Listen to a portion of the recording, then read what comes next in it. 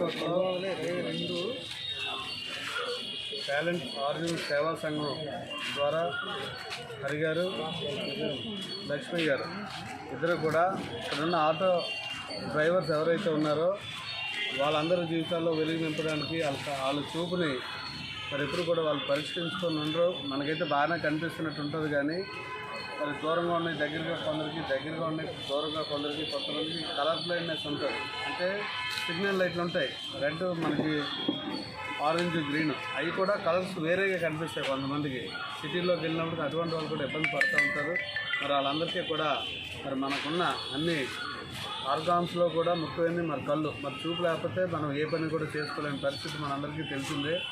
ఈరోజు ఈ టాస్ అనే ఒక ఆర్గనైజేషన్ ద్వారా మరి ఈ కార్యక్రమం చేయడం నిజంగా చాలా సంతోషం.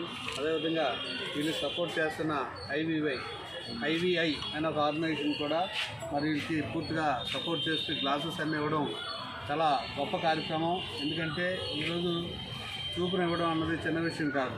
ఎందుకంటే చాలామందికి చూపు లేక ఇబ్బంది పడుతూ చాలామంది కళ్ళు లేని వాళ్ళు కూడా ఈరోజు చాలామంది కూడా ఐస్ కూడా డొనేట్ చేస్తూ ఉన్నారు. మళ్ళీ వాళ్ళు తిరిగి చూపుని ఇచ్చారంటే జీవితం ఇచ్చినట్టే.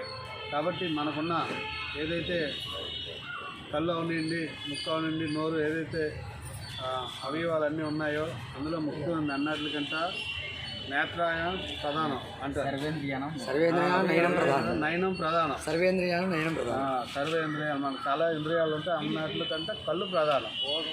సో ఈరోజు ఆటలకి మరి మీరందరూ కూడా మళ్ళీ తిరిగి వెలుగునిస్తూ ఉన్నారు. మీరు మీ ఆర్గనైజేషన్కి పూర్తిగా మీరు సపోర్ట్ చేస్తూ ఉన్నాం.